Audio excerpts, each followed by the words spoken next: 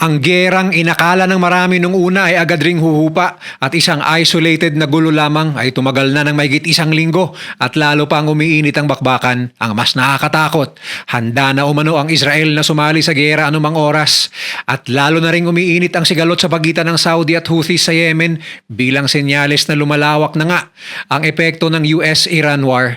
Ano pang hinihintay ng Israel upang tuluyang sumabak sa gera? Anong mga bagong armas at taktika ang kanilang gagamitin laban sa Iran? At gaano na nga ba kasalimuot at kadelikado ang sitwasyon ngayon sa gitnang silangan? Ligtas pa ba ito lalo na sa milyon-milyon nating mga OFW na naninirahan dito at umaasa sa rehiyon para sa kanilang mga hanap buhay? Yan ang tatalakayin natin ngayon dito lang sa Mr.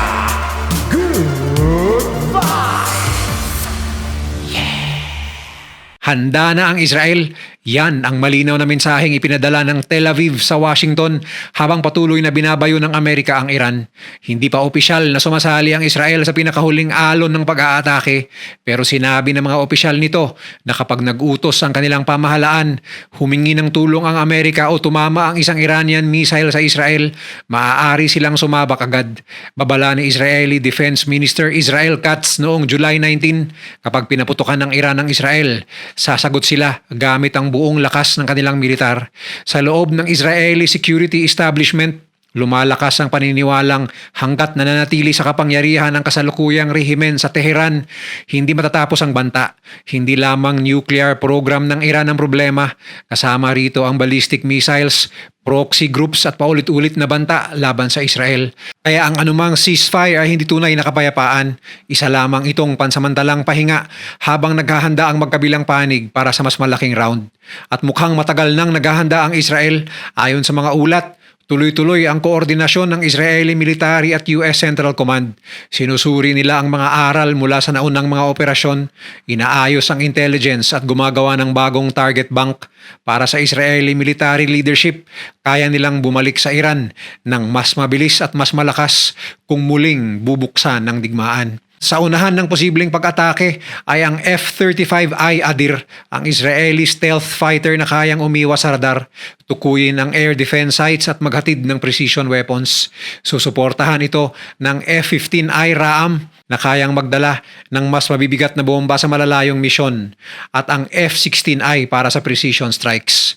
Mas lumalawak pa ang kanilang kakayahan nang matanggap ng Israeli Air Force noong May 27, 2026 ang una nitong Boeing KC-46 Gideon, isang aerial refueling aircraft. Kaya nitong mag-refuel ng fighter jets habang nasa ibabawid, magdala ng tauhan at cargo at suportahan ng communications. Sa digmaang mahigit 1,000 kilometro ang layo, napakahalaga nito dahil mas matagal makapananatili sa target area ang mga eroplano ng Israel at mas marami silang madadalang armas. Nagpapadala rin ng Amerika ng karagdagang refueling aircraft sa Israel, palatandaang inihahanda ang mas malawak na long-range campaign. Inaprubahan din ng Israel ang pagbili ng ika-4 na F-35 Squadron at ikalawang squadron ng bagong F-15 IA. Ngunit karamihan sa mga bagong eroplanong ito ay hindi pa magagamit ngayon. Ang mahalaga ay ang direksyon.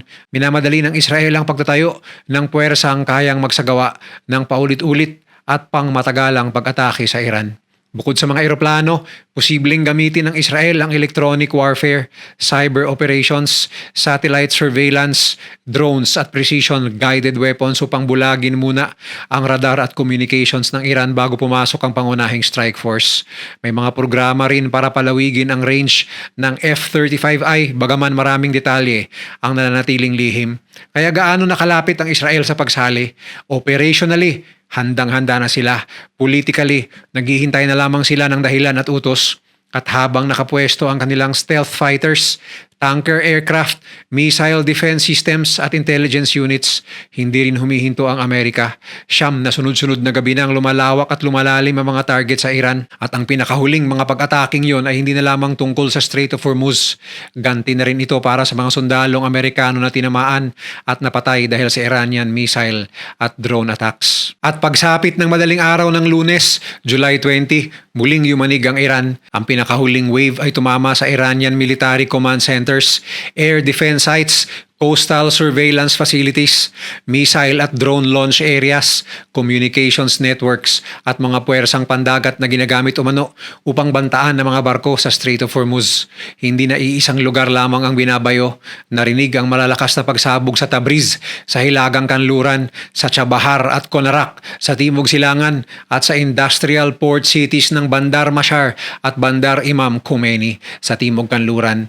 Ipinapakita ng lawak ng mga lugar na tinamaan na hindi na lamang baybayin ng Hormuz ang hinahabol ng Amerika. Unti-unti nitong pinipisil ang radar, logistics, missile storage, komunikasyon at kakayahan ng Iran na maglipat ng mga armas sa tropa mula sa iba't ibang bahagi ng bansa. Sa mga naunang gabi, gumamit ang Amerika ng fighter aircraft, combat drones at mga warship.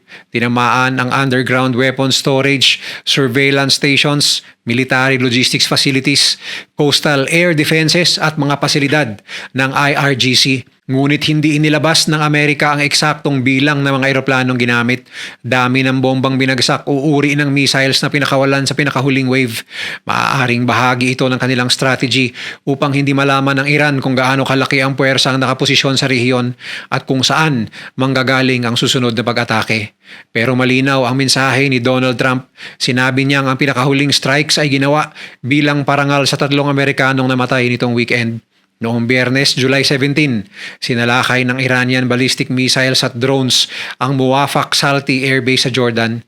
Ayon sa ulat, gumamit ang Iran ng mga malalaki at hypersonic missiles kaya nahirapan ng US Aerial Defense sa rehiyon na salagin ng mga armas na ito. Batay lamang sa kinakailangang target range at sa mga missile na karaniwang ginagamit ng Iran sa malalayong precision strike, posibleng kabilang dito ang Khaybar Shikan, Hash Qasim, Imad o Gadir. Lahat ng mga missile na ito ay may sapat na range upang tamaan ang Jordan mula sa loob ng Iran. Posible ring Shahed 131 o Shahed 136 one-way attack drones ang isinabay upang lituhin at ubusin ang air defenses na nasa Jordan. Napatay sina First Lieutenant Tyler James Fihan, 25 anyos at Private Isabela Gonzales, 19 na taong gulang. Isa pang Amerikanong service member ang naging missing, ngunit nahanap din kalaunan. 4 ang kinakailangan dalhin sa ospital habang may iba pang nagtamo ng minor injuries. Kinabukasan naman, isa pang Amerikanong sundalo ang namatay sa Northern Iraq. Nangyari ito habang nagsasagawa ng controlled explosions ang tropa roon sa hindi sumabog na bahagi ng isang Iranian one-way attack drone. Isa pang sundalo ang nasugatan. Ngunit mahalagang linawin, hindi lamang 3 ang kabuuang namatay sa digmaang ito.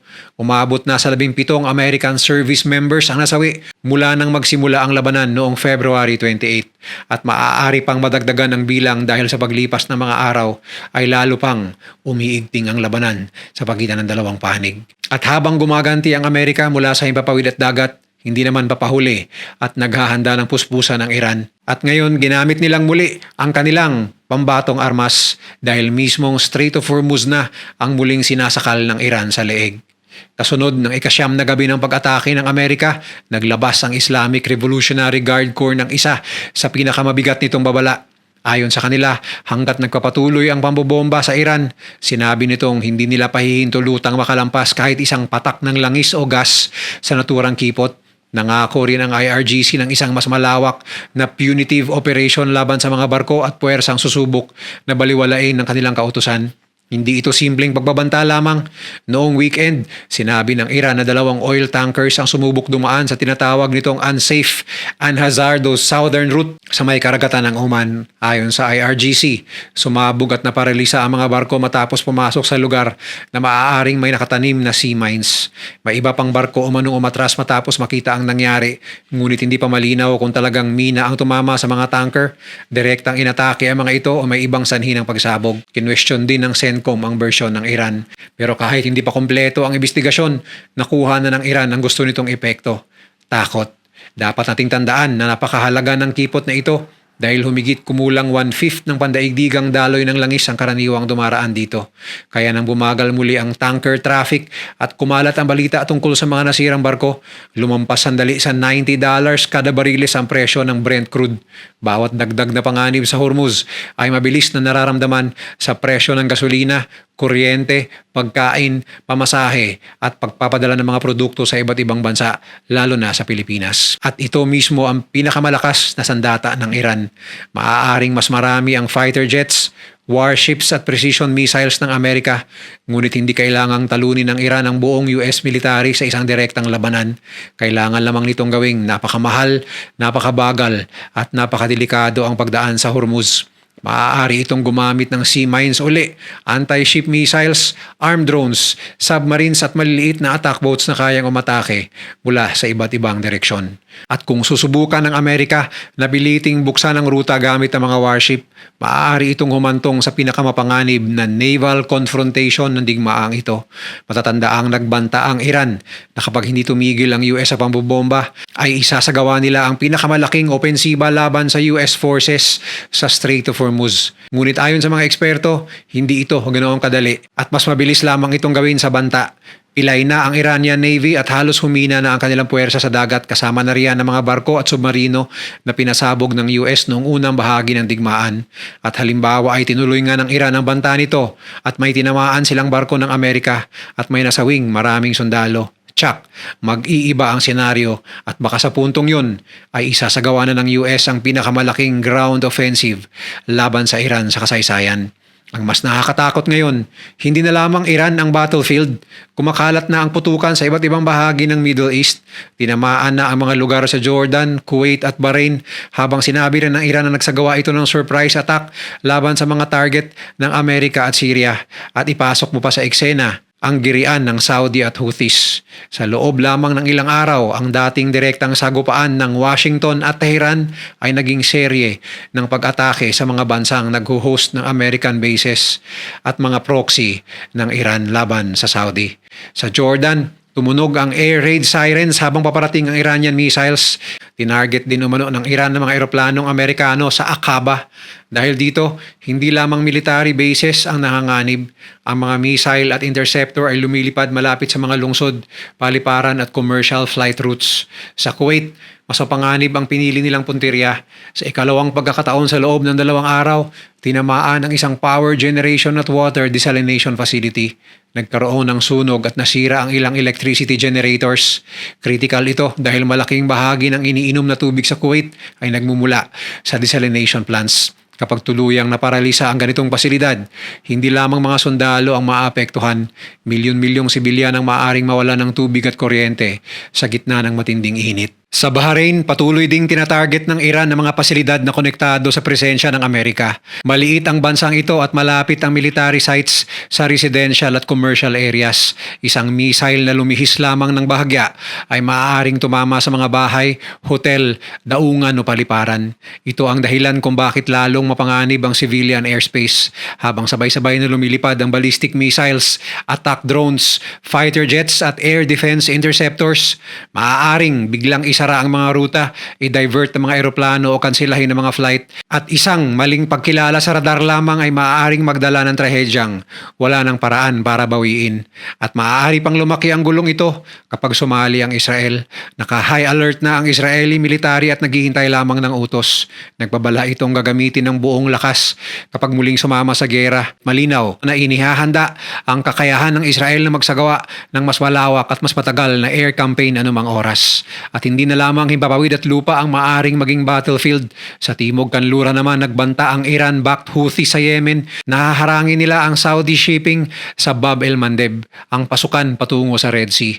Kapag parehong nabulunan ang dalawang rutang ito, maaaring maipit ang oil tankers at cargo ships ng Saudi at iba pang Gulf nation sa magkabilang dulo ng rehiyon na magpapasakal sa supply ng langis sa buong mundo. At kapag nangyari ito, hindi mag-aalangan ang Saudi na magsagawa ng full-scale operation laban sa Houthis dahil kilala ang Saudi na may malakas na puwersang pandagat at modernong air force. Na lalong mas magiging komplikado ang gulo. Mula Persian Gulf hanggang Gulf of Aden, mula Hormuz hanggang Red Sea, unti-unting nagdurugtong ang magkakahiwalay na labanan bilang patunay ng paglawak ng sigalot.